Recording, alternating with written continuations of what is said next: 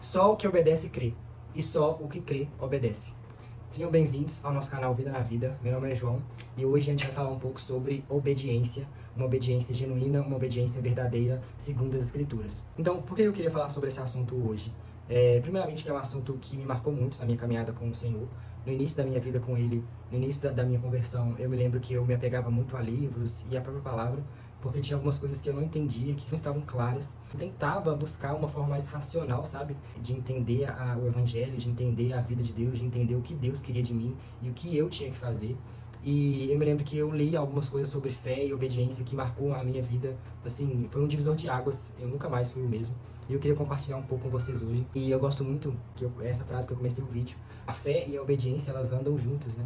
Eu vou deixar aqui na descrição o livro que fala essa frase, se eu não me engano, de um teólogo alemão que chama Dietrich Bonhoeffer, e ele fala sobre a natureza da verdadeira fé. Ele fala que não tem como você obedecer se você não tiver uma fé verdadeira. E, por sua vez, uma fé verdadeira, genuína, ela vai gerar uma obediência genuína. E eu aprendi nesse tempo, a fé, né, a obediência, ela não é uma mera confissão de fé, ela não é só uma confissão pública de fé. Mas a verdadeira fé, ela é um ato de obedecer. Ela é uma decisão, ela é um passo que você dá. E eu gosto muito, obviamente, né, quando a gente vai ver os discípulos, a vida dos discípulos e como Jesus chamava eles, a gente vai perceber isso claramente, né? A gente vai perceber isso nitidamente. Quando Jesus, por exemplo, chega para Pedro e fala para Pedro, cuida das minhas ovelhas, apacenta as minhas ovelhas. Qual foi a resposta de Pedro? Ele foi e cuidou das ovelhas do Senhor.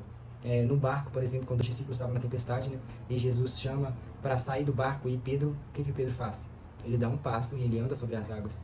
Então percebe, a fé, ela é validada, ela é comprovada também por um ato de obediência. Então não é só um acreditar, não é só uma confissão de fé. É igual a gente vê muitas vezes na igreja, você confessa Jesus publicamente. Não é só isso, mas ela é uma disposição, ela é uma atitude. Aí eu me lembro que quando eu estava com essas dúvidas, eu não conseguia entender, eu não conseguia compreender. Mas aí eu pensei, cara, mas se eu obedecer, se eu continuar perseverando, isso vai comprovar a minha fé. E eu lembro que isso saltou aos meus olhos, isso, tipo assim, me deu aquela paz, sabe? Tirou aquele peso dos meus ombros, porque eu entendi, né, naquele tempo, que a minha fé era verdadeiramente genuína. Ela era uma fé autêntica. Por quê? Ela estava sendo acompanhada de uma obediência. E a minha obediência, logo, ela comprovava e ela validava a minha fé. Então, às vezes, eu acho que isso ajuda muito, nos auxilia muito no nosso momento de crise, né? Todo mundo já teve crise de fé, se você não teve, você vai ter. E tá tudo bem, não é nada errado, nada demoníaco, nem nada assim. Faz parte, né? Os discípulos tiveram essas crises de fé, como Pedro teve, quando ele negou Jesus. Imagina a crise existencial que Pedro estava sentindo quando ele negou Jesus 3 vezes. Então, eu acho que essas definições nos ajudam muito, sabe? A nós suportarmos o dia mal, nós enfrentarmos crises, tempos de crise, e principalmente crise de fé. Um outro texto que eu gosto muito sobre essa questão de fé e obediência é aquela passagem que Jesus cura um filho de um oficial romano, né, de um centurião, se eu não me engano. E a Bíblia diz que esse homem ele estava longe de casa e o filho dele estava doente na casa dele, né? E aí ele se encontrou com Jesus em uma outra cidade. Esse homem, logo quando ele fica sabendo que Jesus tá ali na cidade dele, ele vai correndo ao encontro de Jesus. E aí ele fala, Senhor, eu sei que se você der uma palavra, o meu filho pode curar, pode ser liberto. E a Bíblia diz que Jesus fala para ele, vai e volta para casa, porque o seu filho já foi curado, né? Seu filho já foi liberto. Diz que ele volta para casa, e no caminho que ele volta para casa, ele encontra os empregados dele, uns amigos dele, e esses homens falam para ele, o seu filho foi curado. E aí a Bíblia fala que ele pergunta para esses homens quando que, mais ou menos, a hora que o filho dele foi curado, e a Bíblia responde que era mais ou menos a hora que ele estava conversando com Jesus. Então é esse tipo de fé que eu estou falando, né? É esse tipo de fé que o Senhor espera de nós. Uma fé genuína, uma fé concreta, uma fé rápida, uma fé que não vacila, uma fé que é rápida em ouvir e obedecer. Ele ouviu, ele creu e ele obedeceu. Então a fé, ela não é só um conjunto, né, de doutrinas, como eu disse, meras declarações, mas ela precisa ser algo na prática, assim, onde todo o nosso ser vai se apegar com muita firmeza àquela palavra. A disposição, sabe, de crer, de acreditar que aquilo realmente vai acontecer, né? Como diz lá em Hebreus 1, a fé é a prova, é a certeza daquilo que não se vê. Muitas vezes, obedecer não é fazer algo novo, mas é você voltar atrás e você permanecer naquilo que você já recebeu. Eu gosto muito de um texto lá em 1 João, capítulo 2, que fala assim, permaneçam naquilo que vocês ouviram desde o princípio.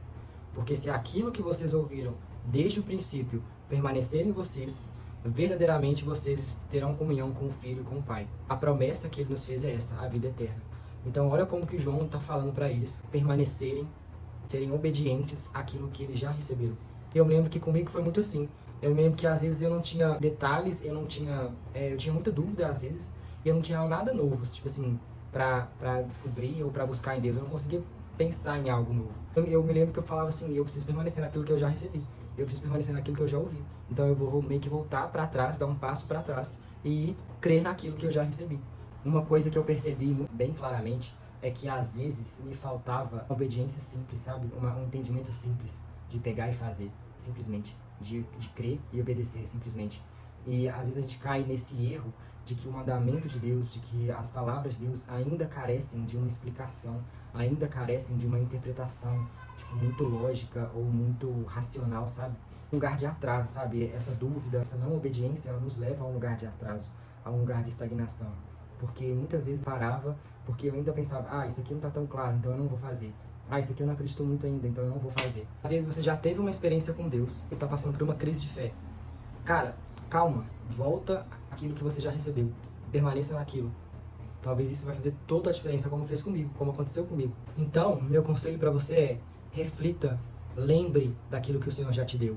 Permaneça naquilo, para que você seja aprovado por Deus, para que o Senhor se agrade da sua obediência, do seu coração. Às vezes a obediência não vai ser você fazer alguma coisa palpável, mas será simplesmente você permanecer naquilo que você já ouviu.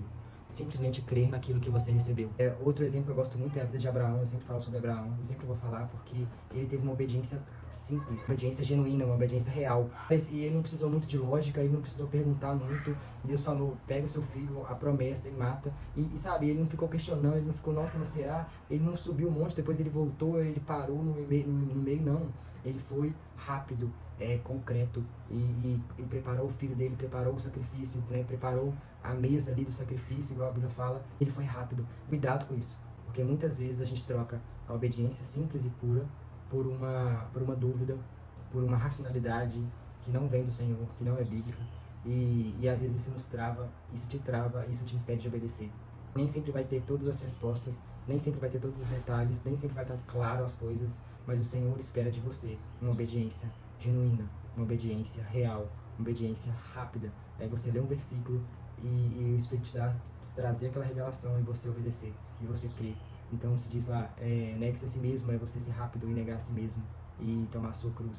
Uma obediência genuína, ela sempre vai olhar para o Senhor, ela sempre vai visar uma recompensa da parte de Deus. Ela nunca vai olhar para ela mesma, ela nunca vai pensar o que eu ganho com isso, mas ela vai pensar, será que eu estou obedecendo ao meu Senhor? Será que eu estou agradando ao meu Senhor? A verdadeira obediência, ela sempre vai fechar a porta para o pecado, né? Como diz lá em Romanos 6, nós fomos libertos do poder sedutor do pecado. Então nós não vamos mais ansiar e desejar uma vida de pecado.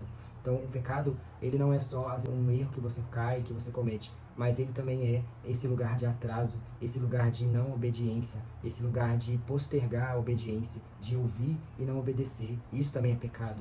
Tem uma diferença entre cair em pecado e viver numa prática de pecado, entre você ter algumas crises de fé, por exemplo, e você viver uma vida de rebeldia e desobediência, e de ler, reler e não obedecer, e insistir em não obedecer, e insistir em não dar ouvidos àquilo ali. E o que está por trás de tudo isso é o seu desejo de agradar o Senhor, é o seu desejo de ser aprovado por Deus. Por exemplo, Pedro provavelmente não sabia ali cuidar das ovelhas do Senhor, mas ele queria obedecer. Pedro provavelmente também não entendeu ali na hora que ele foi andar sobre as águas, mas ele decidiu obedecer e ele deu o passo, mesmo sem entender. Então a obediência, ela acontece muitas vezes nesse ambiente, mesmo sem você entender, mesmo sem você compreender, mesmo se não tiver claro, você continua obedecendo, você continua perseverando. Então é isso, pessoal. Obrigado por assistirem. E deixa aqui embaixo nos comentários o que vocês acharam. Manda para seus amigos, compartilha, curta esse vídeo, se inscreve no canal. Siga a gente nas outras redes sociais, no Instagram, no TikTok. E deixa aqui nos comentários também ideias de vídeo que vocês querem que a gente traga, que a gente grave mais. E é isso, até o próximo vídeo.